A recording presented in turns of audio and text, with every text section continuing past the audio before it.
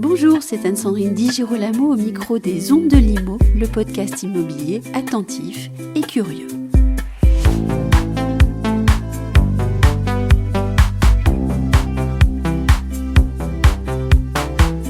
La campagne officielle pour la présidence de la FNAIM est ouverte depuis le 15 avril et Julien Savelli a confirmé sa candidature.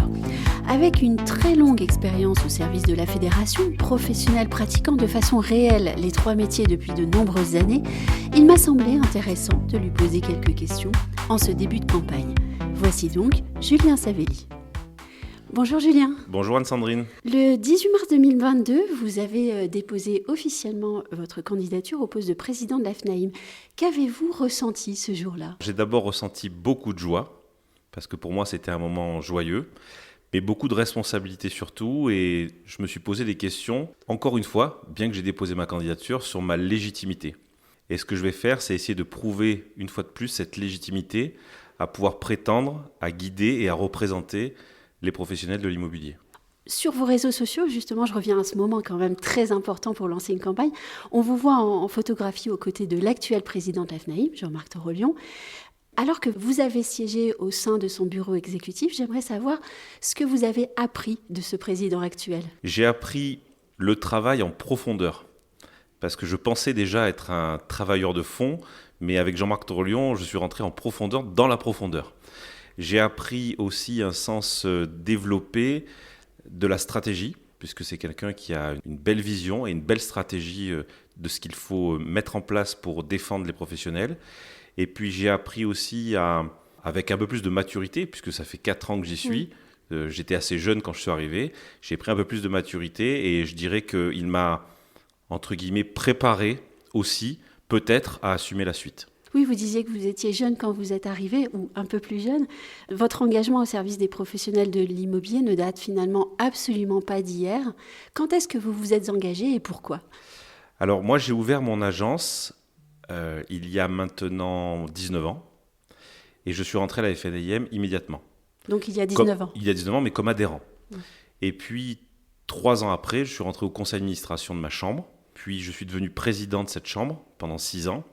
J'ai été président à 33 ans et c'est là que j'ai commencé à travailler. Donc à l'époque, Jean-François Buet était président fédéral et c'est là que j'ai pris la mesure de ce que pouvait apporter concrètement la politique fédérale directement à l'adhérent local. Et je me suis dit, je veux participer à ça. Donc j'ai participé en tant que président de chambre à défendre et à travailler pour la FNAIM lorsque Jean-François était président.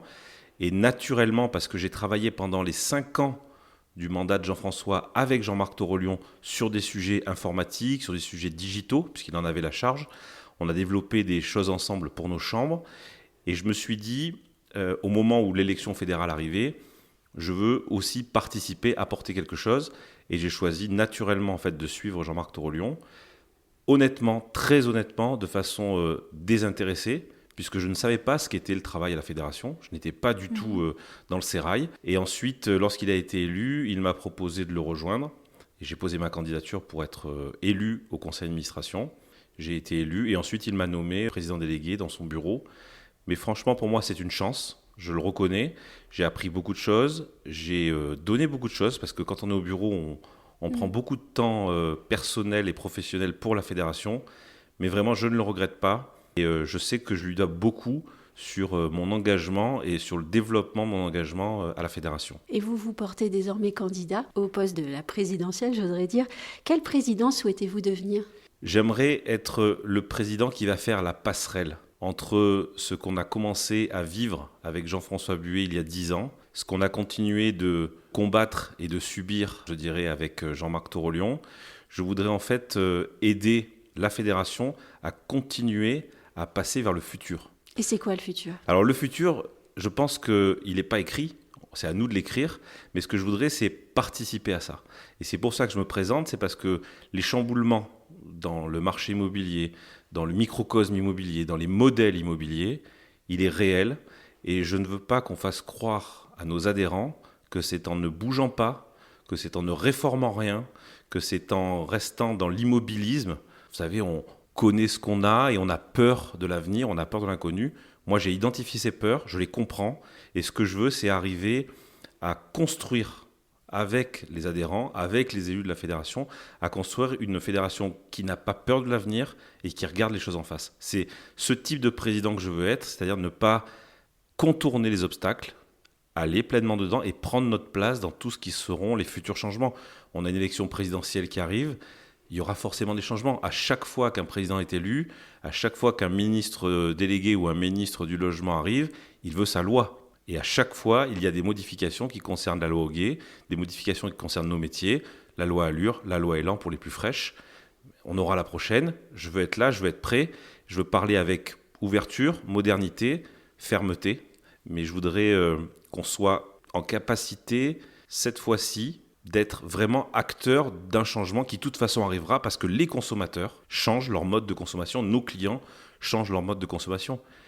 Il y a peut-être 20 ans ou 15 ans, un agent immobilier disait « je ne veux pas de site internet ». Ok, qui aujourd'hui dirait « je suis agent immobilier et je n'ai pas de site internet ». C'est ça que je veux porter. Je veux surtout armer nos adhérents, armer la fédération pour que nos adhérents soient prêts à tous les futurs changements parce qu'il y en aura. Et que faites-vous des oppositions actuelles entre les modèles de pratique du métier ? C'est quelque chose que j'ai du mal à comprendre. Le problème qui se pose, c'est que en fait, beaucoup réagissent par rapport au modèle des entreprises de certains, aux choix entrepreneuriaux, et je ne pense pas que ce soit le lieu. Le syndicat est là pour défendre une profession, pour défendre des gens qui ont des cartes professionnelles, ça on l'a en commun. Ça ne veut pas dire qu'on ne doit pas avoir des valeurs, les valeurs de la FNIM, de professionnalisme, les valeurs sur la formation, les valeurs sur la déontologie, les valeurs sur la probité professionnelle.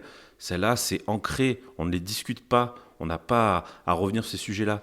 Mais ce que je ne comprends pas, c'est pourquoi.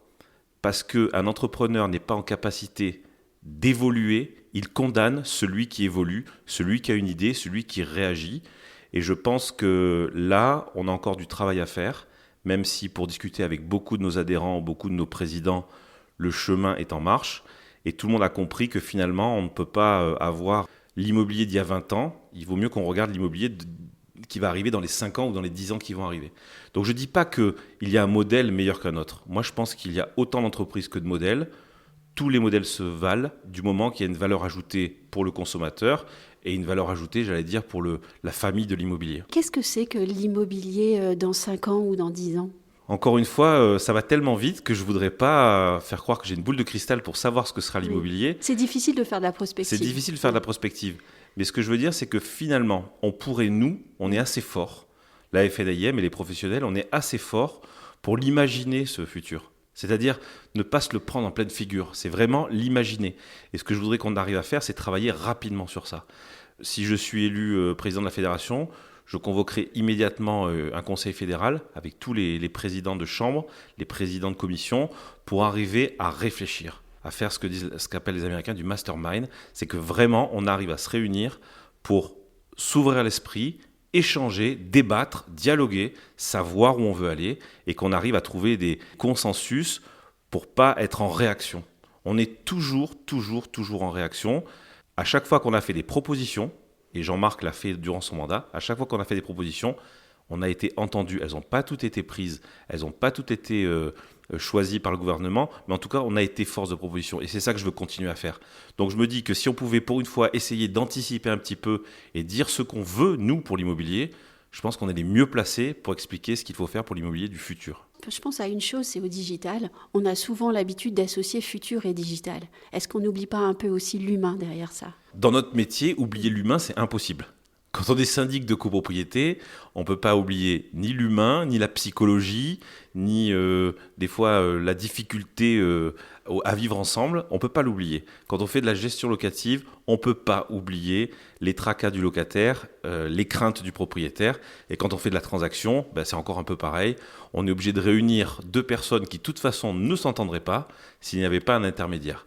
Donc l'humain dans l'immobilier, je ne m'inquiète pas pour l'humain, il sera toujours présent. Et puis c'est l'essence de l'agent immobilier que d'être là. C'est la plus-value de l'agent immobilier. Oui. C'est la plus-value de l'agent immobilier.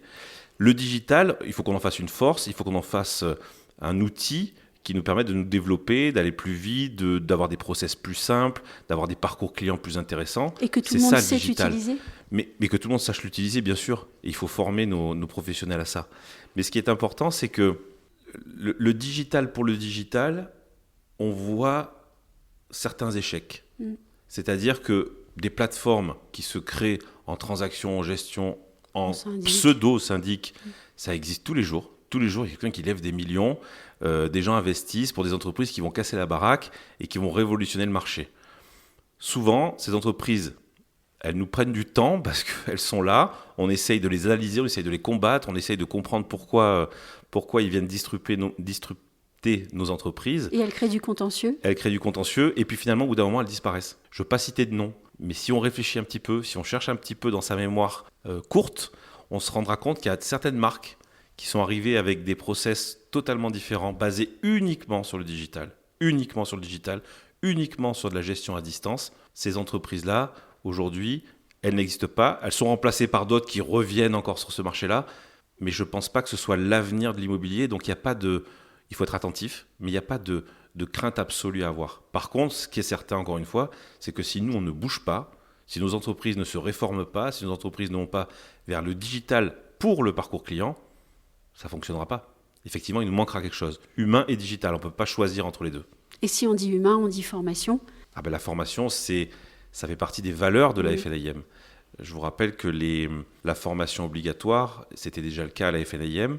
La formation obligatoire pour renouveler sa carte professionnelle, c'est une proposition de Jean-François Buet qui a été reprise. Et si aujourd'hui tous les professionnels sont obligés de se former 42 heures pour renouveler leur carte professionnelle, c'est parce que la FNAIM l'a poussé. Donc c'est ça que je veux qu'on continue à faire. Je veux qu'on continue à poser des principes, à avoir des idées et à essayer de les rendre universelles pour la profession. La FNAIM, qu'on le veuille ou non, finalement, elle rayonne toujours à l'extérieur. Et ça, il faut que ça continue. Moi, je ne veux pas d'une FNAIM qui se replie sur elle-même, qui a peur de tous les changements, qui a peur de tous les modèles. Je veux une FNAIM qui s'ouvre l'esprit et qui s'ouvre vers les professionnels. Est-ce que vous iriez jusqu'à imposer ou essayer d'obtenir des obligations de formation pour les mandataires, par exemple ? Mais le décret n'est jamais sorti, mais il existe. La formation obligatoire pour les collaborateurs habilités, ça existe. Le décret n'est pas sorti, mais effectivement, on bosse dessus. C'est pas simple. Il y a d'autres décrets qui sont sortis, on ne souhaitait pas qu'ils sortent forcément, comme le plafonnement de l'état daté. Celui-là, il est sorti, mais sur la formation, il y a encore du boulot, oui. Mais c'est surtout l'entrée dans la profession. Ça, on travaille dessus. Et là, les syndicats sont unanimes. Ça y est, c'est grâce à la FNAIM aussi qui a su les réunir. L'idée, c'est quand même de travailler à ce que l'accès à la profession soit un peu plus certifié, un peu plus encadré. Oui. Il faut un minimum de formation, un minimum d'accréditation, entre guillemets, pour arriver sur le marché en tant que professionnel immobilier, qu'on soit un salarié habilité ou un agent commercial habilité, peu importe. Vraiment, là, on a du travail à faire. Et là, on est précurseur encore. Et je pense qu'on va se dire la vérité. Il y a 10 ans, les réseaux mandataires, la plupart, c'était des petites boutiques. Il y avait 4000 mandataires en France, à peu près. Mmh. Et puis, la formation, c'était très light, très, très light. Mmh. Aujourd'hui, on peut encore dire qu'il y a des nuances à avoir et qu'il y a des choses à revoir dans le développement des mandataires, pas des réseaux, mais des mandataires sur le terrain. Mais on ne peut pas dire qu'aujourd'hui, les principaux réseaux mandataires ne forment pas les mandataires. Ça serait mentir, ça serait faire croire que nous, on lave plus blanc que blanc. Et ça, je ne veux pas faire croire ça. Donc, regardons les choses. Regardons les choses en face. Uniformiser alors, peut-être. Comment ? On peut peut-être uniformiser ou donner un sens commun. Je pense que si on veut continuer à ce que les professionnels gagnent des parts de marché, parce que notre cible, c'est quoi ? C'est la vente de particulier à particulier, qu'on soit clair. Et la sécurité pour les consommateurs. La sécurité pour les consommateurs. Comment on peut imaginer qu'aujourd'hui, moi, en tant qu'agent immobilier, je dois avoir une carte professionnelle, je dois avoir des heures de formation renouvelées, je dois avoir une responsabilité civile professionnelle, je dois avoir des garanties financières, je dois avoir des salariés ou des collaborateurs habilités. Et de l'autre côté, un particulier peut faire exactement la même chose que moi, n'importe comment. Enfin, il ne fait pas de l'entremise, mais il vend son bien à un autre particulier. Ça, je dirais qu'on a du travail à faire là-dessus. On peut critiquer les modèles américains, d'accord. Les marques américaines, Century, Era, Keller-Williams, on peut les critiquer si on veut. Mais en tout cas, le marché immobilier américain, il est détenu à 98% par les professionnels. Donc là, je pense qu'on a des choses à voir de ce côté-là. Le Québec, c'est pareil. C'est à force de travail, parce qu'ils ont travaillé tous ensemble, parce que le marché est ouvert pour eux, qu'aujourd'hui détiennent 98% du marché immobilier. Et moi, je ne me trompe pas d'ennemi, entre guillemets. Je n'ai pas d'ennemis chez les professionnels de l'immobilier. Je n'ai que des confrères. Par contre, là où j'ai envie de gagner des parts de marché et là où je veux que mes confrères en gagnent, c'est sur le marché du particulier. Et sur le marché des notaires aussi, si possible. On va revenir à la campagne. Il se dit dans les couloirs qu'il est de bon ton qu'un président de la FNAIM pratique les 3 métiers, c'est-à-dire syndic, gestionnaire de biens et transactionnaire. Est-ce que vous pratiquez les 3 métiers ? Totalement. Et est-ce que vous considérez que c'est absolument nécessaire pour être président que de pratiquer les 3 métiers ? Je dirais que le président de la FNAIM est de fait, entre guillemets, encore une fois, le président de la loi Houguet. Et la loi Houguet, c'est une spécificité, elle a 3 métiers. Ça me semble impératif. Je ne dis pas qu'il faut que ce soit un gros syndic, un gros agent immobilier ou un gros administrateur de biens, ce n'est pas la question. Mais je pense que la pratique réelle des métiers, pleinement des métiers, je pense que c'est important pour pouvoir discuter d'aspects, de détails. Je vous le dis très sincèrement, j'ai participé à pratiquement toutes les réunions avec Jean-Marc Torolion qui concernaient nos métiers, avec des parlementaires, avec des ministres, avec les services de l'État, la DGCRF, la DHUP, etc. Je peux vous dire que si vous n'avez pas la facilité du métier, les réflexes, quand il faut négocier une virgule, quand il faut négocier 2-3 mots, ça change toute la phrase. Et si vous n'êtes pas un technicien du métier, franchement, c'est galère. C'est dangereux. C'est dangereux. C'est vraiment dangereux. Donc, c'est pas juste pour dire je représente les 3 métiers, c'est que concrètement, ça sert à quelque chose. Donc oui, il faut que le président de la FNAIM pratique les 3 métiers réellement. Ça me semble essentiel. Et est-ce que alors je pose une question, je me doute bien de la réponse, mais je vais quand même la poser. Est-ce que les 3 métiers doivent rester sous l'égide de la FNAIM ? Certains métiers, comme celui de syndic par exemple, pensent que finalement ils n'ont pas à être mélangés avec celui de transactionnaire. Moi, je comprends votre question comme savoir s'il faudrait un ordre des syndics. C'est comme ça que je comprends votre question. Oui, ce qui n'a rien à voir avec une fédération, au fond. Alors, ça n'a rien à voir. On peut avoir un ordre d'un côté et on peut avoir un syndicat. Ce qui est le cas chez les avocats, il y a un ordre et il y a un syndicat et des syndicats. Je pense que c'est à mesurer. Parce qu'aujourd'hui, la plupart de nos adhérents font 2 ou 3 métiers.